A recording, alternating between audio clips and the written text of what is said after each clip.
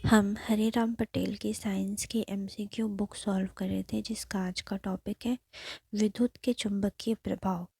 जिसका पहला क्वेश्चन देखते हैं हम। निम्न के मध्य कौन सी विद्युत चुंबकीय विकिरण की तरंगदैर्घ्य सर्वाधिक होती है। क्वेश्चन पूछ रहे हैं कि किसकी विद्युत चुंबकीय विकिरण का तरंगदैर्घ्य जो है वो सर्वाधिक होता है। ऑप्शन है एक्स किरणें, बैंगनी किरणें, लाल किरणें या रेडियो तरंगे। तो राइट आंसर हो जाएगा डी, रेडियो तरंगे।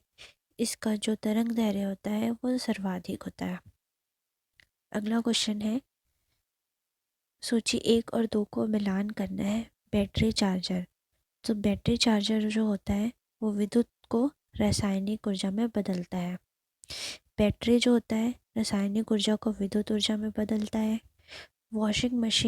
वॉशिंग मशीन विद्युत को यांत्रिक ऊर्जा में बदलता है। और जो डायनामो है वो यांत्रिक ऊर्जा को विद्युत ऊर्जा में बदलता है। तो राइट आंसर हो जाएगा बी, 4312। अगला क्वेश्चन है, तीव्र गतिमान धनावेश कण कभी कभी अंतरिक्ष से पृथ्वी की ओर आते हैं। पृथ्वी के चुंबकीय क्षेत्र के कारण ये कण विक्षेपित हो जाएंगे।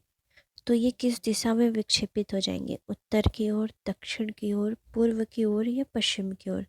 तो राइट आंसर हो जाएगा डी, पश्चिम की ओर।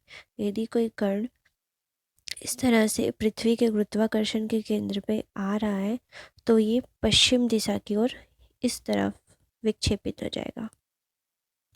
एक चुंबकीय क्षेत्र विक्षेपित करता है अल्फा कण, बीटा कण, अल्फा एवं बीटा कण, ना तो बीटा कण ना ही अल्फा कण। तो ये याद रखना है, चुंबकीय क्षेत्र विक्षेपित करता है अल्फा एवं बीटा कण, अल्फा एवं बीटा कण। धारावाही परिनालिका के कारण चुंबकीय क्षेत्र की तीव्रता निर्भर करती है क्रोड के पदार्थ की प्रकृति पर, विद्युत धारा के परिमाण पर, कुंडली के फेरों की संख्या पर या इन सभी पर। तो धारावाही परिनालिका के कारण चुंबकीय क्षेत्र की जो तीव्रता है वो निर्भर करेगी विद्युत धारा के परिमाण पर। तो राइट आंसर हो जाएगा बी, विद्युत धारा के परिमाण पर।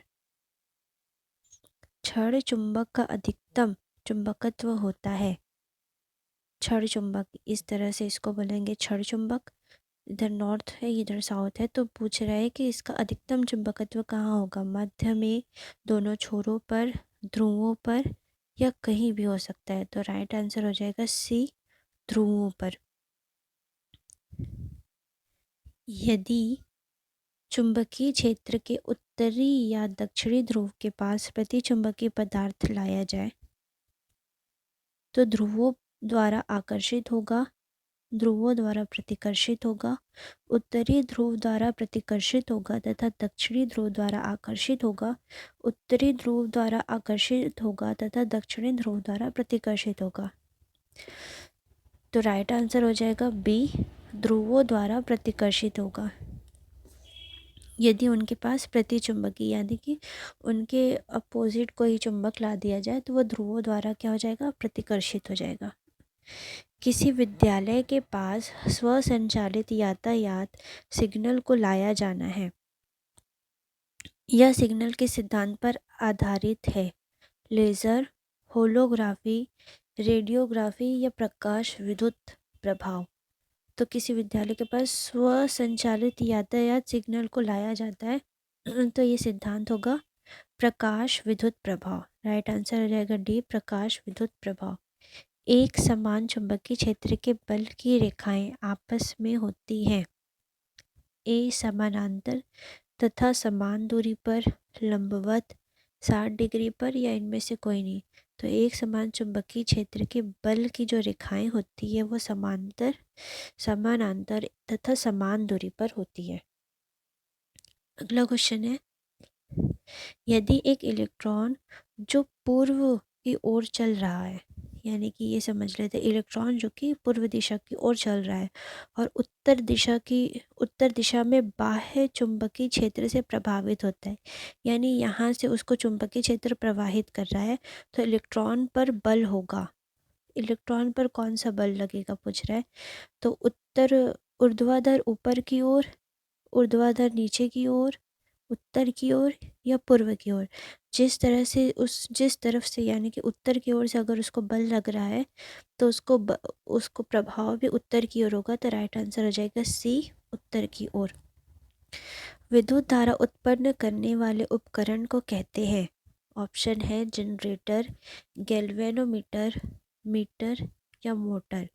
तो राइट आंसर हो जाएगा ए, जनरेटर। विद्युत धारा उत्पन्न करने वाले उपकरण को कहते हैं जनरेटर। जब स्वतंत्र लटकी हुई धारावाही परिनालिका में धारा प्रवाहित की जाती है तो परिनालिका के रुकने की दिशा होती है। ये मतलब कि अगर इसको इस तरह से परिनालिका को लटका दिया जा रहा है तो उसकी दिशा पूछ रहा है। तो ऑप्शन है पूर्व पश्चिम, उत्तर पश्चिम, किसी भी दिशा में रुक सकती है या इनमें से कोई नहीं। तो राइट आंसर हो जाएगा सी, किसी भी दिशा में ये रुक सकती है।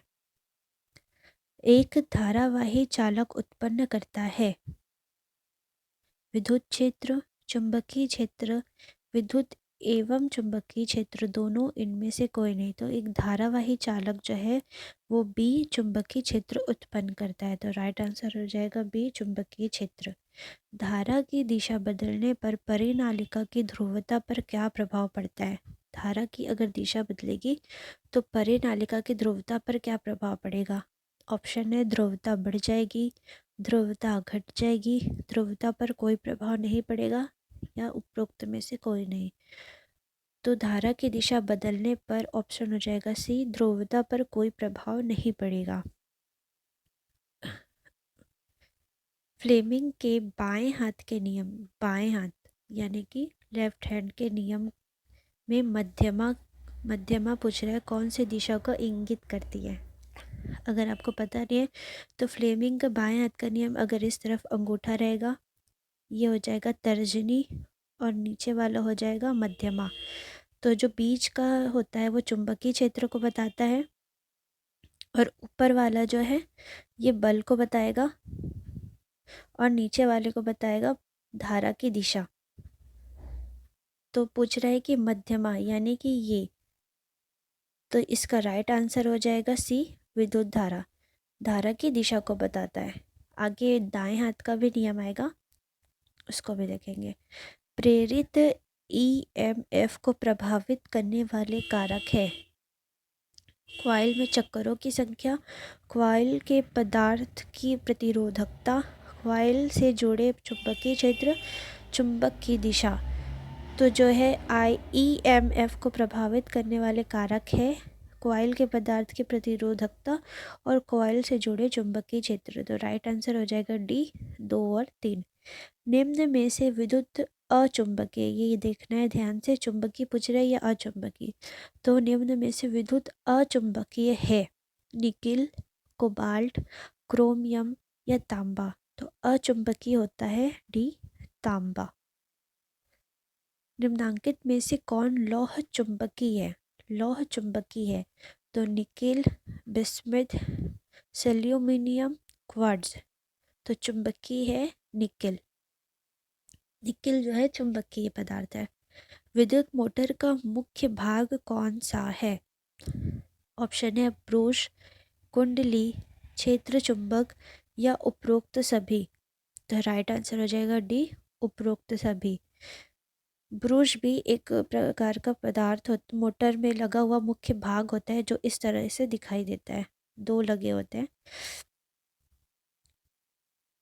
डीसी जनरेटर में ब्रश को हमेशा रखा जाता है मैग्नेटिक न्यूट्रल अक्ष के साथ, जियामेट्रिक न्यूट्रल अक्ष के साथ, मैग्नेटिक न्यूट्रल अक्ष के लंबवत, मैग्नेटिक न्यूट्रल अक्ष के लंबवत।